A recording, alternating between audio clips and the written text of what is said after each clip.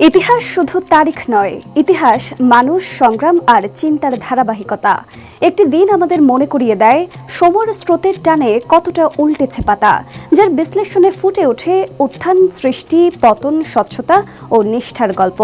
রূপ নেয় সভ্যতার রং, বলে দেয় কতটা ও কিভাবে বদলাতে পারে তা।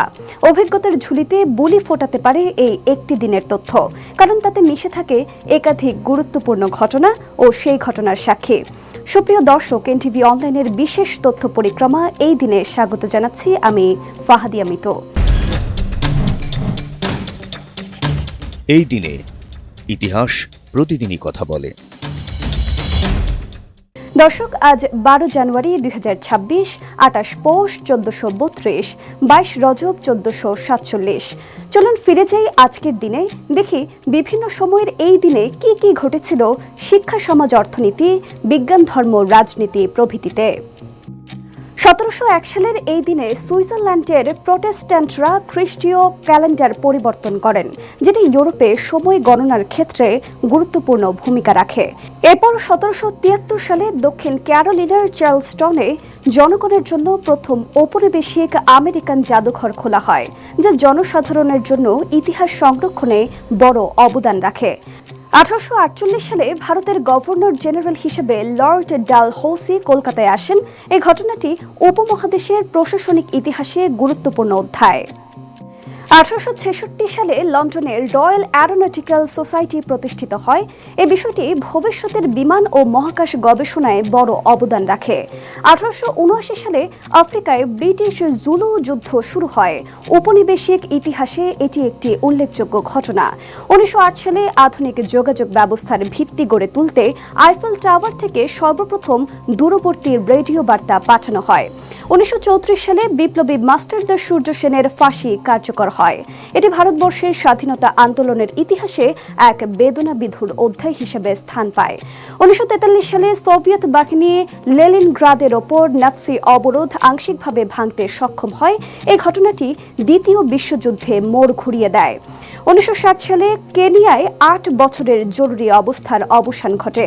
মাও মাও বিদ্রোহ দমনের পর ব্রিটিশ ঔপনিবেশিক শাসনের পতন ও কেনিয়ার স্বাধীনতা সংগ্রামের চূড়ান্ত পর্যায়কে নির্দেশ করে, যার ফলে 1963 সালে কেনিয়া স্বাধীনতা লাভ করে।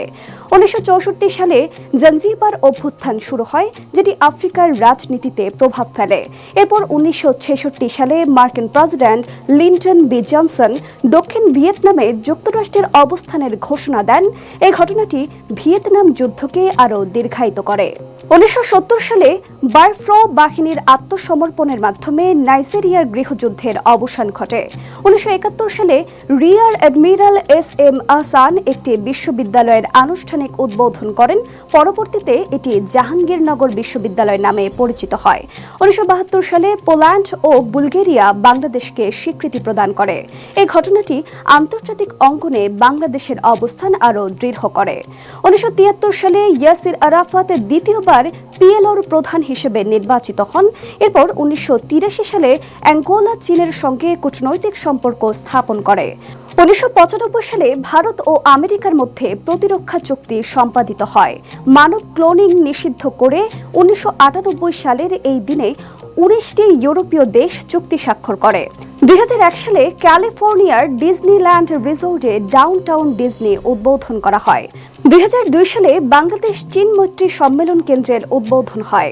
এরপর 2004 সালে বিশ্বের সর্ববৃহৎ সামুদ্রিক জাহাজ আরএমএস কুইনবেরি 2 প্রথম যাত্রা শুরু করে। 2005 সালের এই দিনে কেপ ক্যানাভেরাল থেকে ডিপ ইম্প্যাক্ট নভোযান উৎক্ষেপণ করা হয়। 2006 সালে হজের পঞ্চম এবং শেষ দিন সৌদি আরবের মিনায় হজের সময় হুড়োহুড়িতে 362 জন নিহত হন। 2010 সালের এই দিনে হাইতিতে 7.0 মাত্রার এক ভয়াবহ ভূমিকম্পে আনুমানিক 3,16,000 মানুষের মৃত্যু হয়।